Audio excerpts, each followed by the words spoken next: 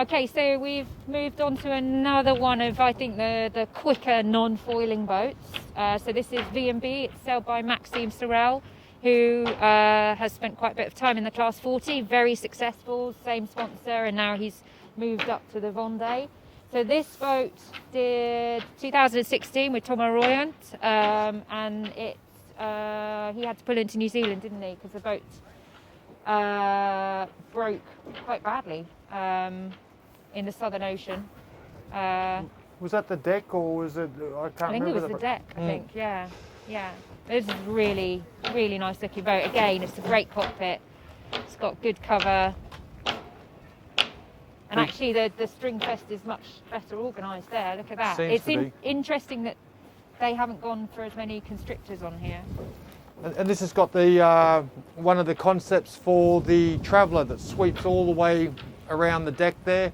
So it can also act as a vang as the sail gets right outboard there. But yeah, it's a nice workspace, this boat. It looks like it'd be nice to sail. Good windows. I think this will be another one to watch. I think it's, throughout the last 2 years, Maxime's put in good, consistent performance. He's got a good pedigree. Instead of kick-up foils, it looks like he's got the cassettes down there, and if you take those top lids off there, you could lift the rudders, I would imagine, straight up and replace them, instead of having to jump in the water and pull them out or have the kick-up rudders. So that's one concept. I think that was probably first time I saw it was on Kingfisher. Okay, so DMG Murray, this is sailed by Koji, and it's the sister ship to Chirel. Yeah, so he's got the Generation 1 foils, whereas Chirel is onto its second generation of foils. You can see how submerged the transom is at standstill there, and instead of having that wide, dead flat bottom there, it's actually got quite a lot of shape in the bottom there. The idea being when these boats are foiling, they're over on one side, and they'll be sitting on just that surface over on the side, and the foil will be lifting the nose, and just the back corner of the boat is dragging through the water and skidding along there. He's got his one of his rudders taken out there. You can see the bearings for it there, kick up rudders. And yeah, Koji dismasted last time when he sailed on the boat opposite over there in the Indian Ocean, and he went around in the round alone on a 40s, the Spirit of Yuko. Yeah. This is a big step up.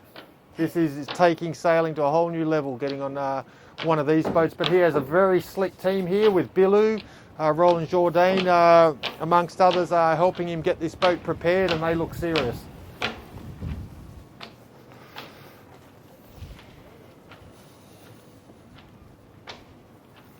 Okay, so we're moving on to Group Setin. So this is Manuel Cousin. Local boy. Yeah, and again, this sponsor was supporting Manuel when he was racing in Class 40. So I raced against him in 2015 in the TJV in Class 40. And they've taken him through into the IMOCA class. It's his first Vendée, but he has been working at this. He's had this boat for, I think, nearly 4 years. He's consistent, every regatta, he's working hard, he's got a good team.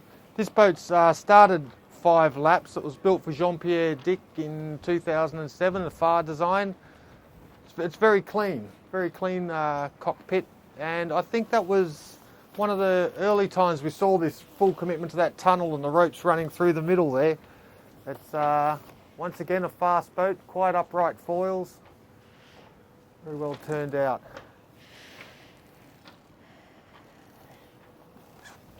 Okay, well, wow. Over to you. Okay, so here we have the most beautiful medallia. And actually, having done the full dock walk now, getting towards the end, one of the most incredible things is the range in designs. There's 20 years spanning this fleet, and you can see all the different innovations, the different styles, and, notably my boat is pretty simple. There's not much coverage. It's got a tiny cockpit. I have to do everything on deck. I've got no luxury of an indoor grinder. I am going to be pretty wet and cold on this race. But what we do know about this boat is that it's strong. It's going to be its 5th time around the world. Last time with Aurora. It was designed and built by Bernard Stam, by a mini designer, Pierre Rollands. And for me, only coming into the IMOCA 2 years ago, it's unbelievably simple. And right now, simple is perfect for me. I just need to work a little bit harder. It does have a host of upgrades. It's got the poles you can see along the back there that fit into these sockets and stick out about here to make the sails think the boat's a lot wider than what it is.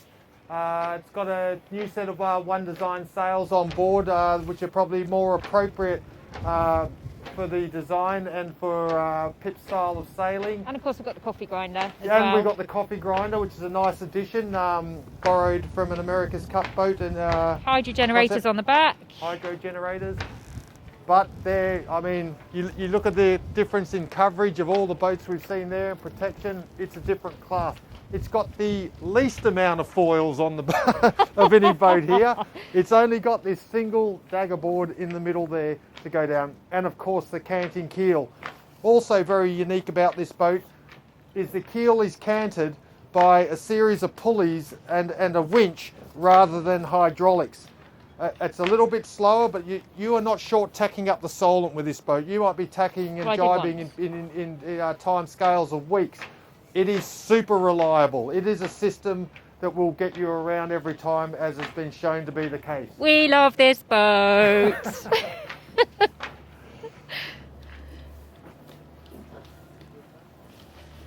Super bagoo.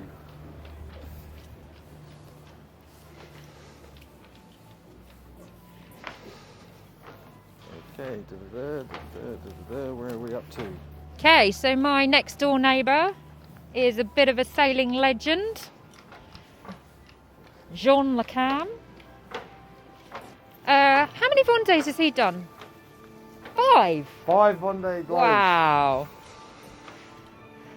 This is another winning boat.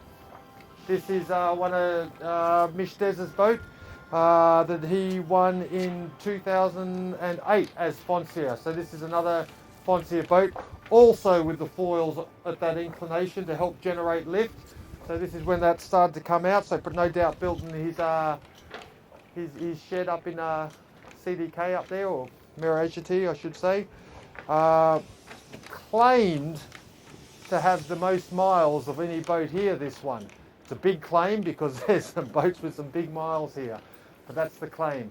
And Jean got this together quite late, didn't he? They didn't know whether he was going to make this one or not, and here he is in a boat that will no doubt be very well turned out and very well sailed. So, from one end of the spectrum to the other, mine to this one. So this obviously is Hugo Boss, sailed by Alex Thompson. And again, there's a lot of chat about this boat. This is one guy who is definitely aiming to win this race. He came second last time and third in the one before that, so there's only one place on the podium he's interested to hear, and this is a boat all about commitment. And it's a commitment to foiling and going fast. It is also fully committed to going inside. That little hatch at the back there, that's the only access you have to the inside of this boat. He does not plan to spend much time on decks on this boat. He's got some the cameras and all that. We'll be doing most of viewing outside of what's going on. It's a all or nothing concept. The foils, they were out foiling, sailing just the other day, and the foils they have since added. It's got very similar foils to a boat just on the other side we looked at before called Kia, but they have since added fences to the foils down just at the waterline there, and that prevents how much they can retract the foils. But looking at it there, he can still get most of it in because you can see the orange tips sticking out, so it hasn't affected it very greatly there. But once again, a boat, I think in the TJV, he had a terrible start up to the first mark, and then came round and put the hammers down and just shot through the fleet like a dose of salt. So it has showed a lot of performance, had a breakage and had to pull out. I think they had to drop the keel off or something. They did, yeah. And limped into the Canaries. Some people say it hasn't had as many miles as they would like. I'm sure that's the case. But yeah, reliability is going to be the thing. I think this boat's going to have performance. It's going to be down to whether it can make it all the way around. good luck, Alex. I think if he wins this, everyone would have to say well earned, well fought. Okay, so now we're on to Clementi, and there's a lovely story behind this. So originally there were 34 of us lined up. There were 34 places in the Vendée, and 34 of us lined up and entered. And this boat belongs to Eric Mignon, who was sailing under the banner Un Monde Sans Sida, A World Without AIDS. And Clement originally had a newer boat, and at the start of the TJV, Clement had a fire on board his boat, and the boat was irrecoverable. And the two of them, Eric did the TJV in this boat. He finished just after us, and the two of them sort of shared the boat through all of this year, and eventually Eric gave up his place for Clement in this race and is allowing him to use his boat, and effectively has given him his place, which I think is just a really amazing story. Fantastic. Yep. Good stuff.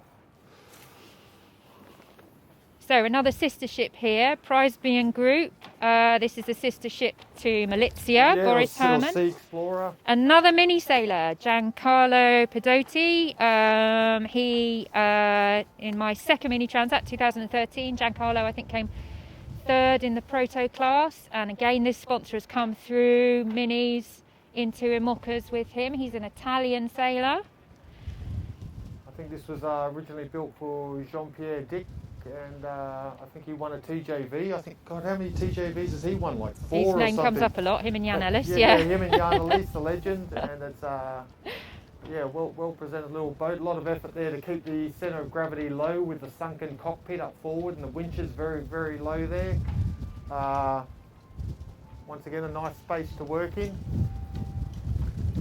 And the one design rig and the generation one of the foilers.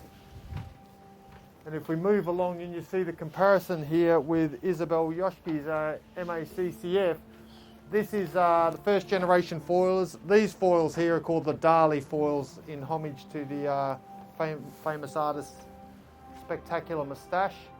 And once again, she's got the foils retracted.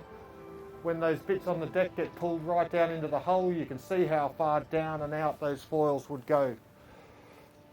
And this is interesting because so Isabel, obviously the final of the 6 women taking part, and she hasn't had a huge amount of luck, has she? She dismasted on the Route du Rhum in 2018.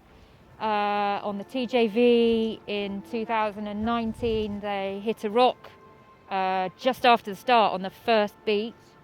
So we don't really know a huge amount about the performance of this boat, or. Well, I mean, this boat was a bit groundbreaking, I guess, as it came out, because this was Safran 1, which introduced Verdier to the world of IMOCA, Guillaume Verdier, and this was always a very fast boat for Marc Guillemot, and so the foils are certainly an addition to this boat, but it is chopped and changed from its original concept. So how well the foils can be applied to the concepts of this hull, well, it's a mix-up, but I'm sure it'll be a quick boat, and let's see how she goes.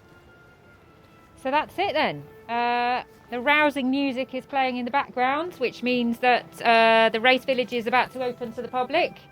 And we've given you just a tiny little insight into what it's like here. I'm so sorry that so many people aren't going to see it firsthand. But hopefully, we've given you a little bit of an insight into the fleet, and you can watch the race knowing a tiny bit more about who's out there. There is so much history here, and there's so much history still to be written in this edition. It's going to be absolutely fascinating to watch. So it's amazing to be here. There's a real buzz. I'm sure many people will pick a few little things out that we missed or should have said. Or got wrong. There are 33 boats. It's a fantastic sight.